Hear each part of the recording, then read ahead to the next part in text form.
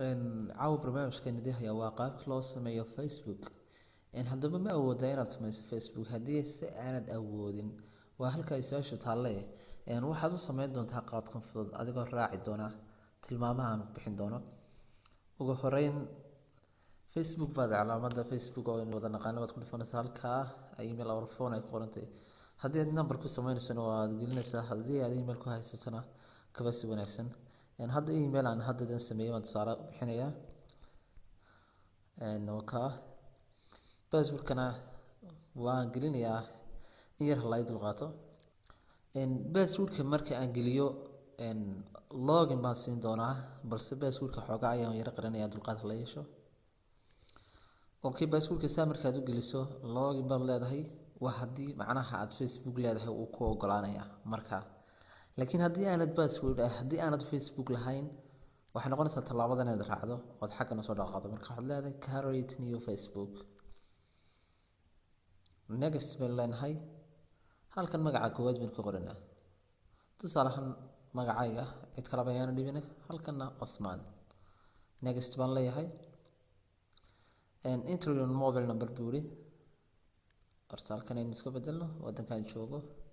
For example Germany. Mobile number-ka ayuu yidhi ma rabno markaa sigana email baan leenahay. Allahumma salli ala next. What's your date? Sorry. Use different baan leenahay. No.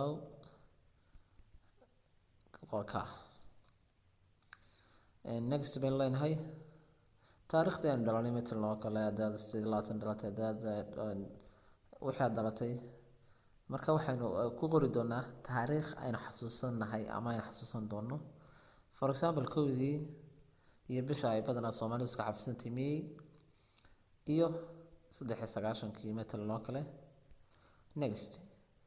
haddii aad gabar tahay female baad leedahay oo tanaad calaamadinaysa, haddii aad tahay ninna male baad calaamadinaysaa. marka next baan leenahay. halkan password-ka ayaan gelin doonaa. Choose password.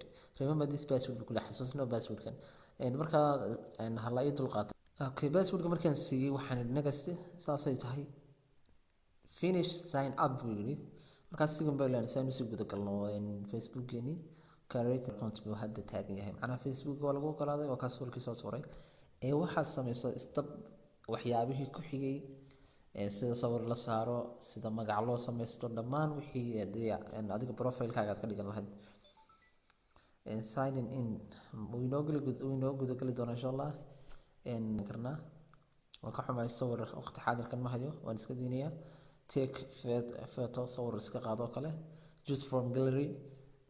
iska beelan sayn waqtiga u ilaalino. dhammaan asxaabtada macnaha friends ku darsi buu leeyahay. Friends not now and add friend baad oran kartaa oo asxaabtada ku tirsan kartaa, balse waan ka soconayaa maadaama aan waqti xaadirkan aan tusaale bixinayo dhan baan leeyahay. haddana wuxuu leeyahay add friends oo iska baan leeyahay. confirmation code-kan wuxuu igu soo diray ciwaankayga. aan email-ka galo. waad arkaysaa dhammaantiin asxaabtayda qaaliga Facebook-gii. waqti xaadirkan halkaa markaan ku dhufano waxaynu ka geli karnaa waad arkaysaa Cabdi Osman oo sameysmay asxaabtayda qaaliga wada fiirsan halkan Instagram-ka ku soo xiriirin kartaa. halkan oo kale friends-kaaga wixii kugu soo darsaday ayaad ka eegaysaa insha Allah. waxaad ku darsan kartaan halkan waad kaga darsan kartaa.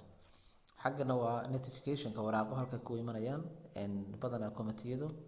halkana public ayaad ka eegaysaa asxaabta public waxay soo dhigan. halkaasina waxa weeye inkastoo aan hadda sii taabanayn maadaama installation waxa weeye halka messenger-ka ka sii geli doonto insha Allah. aad baad mahadsantiin. halkana waa halka online-ka la geeyo. marka aad baad mahadsantiin asxaabta.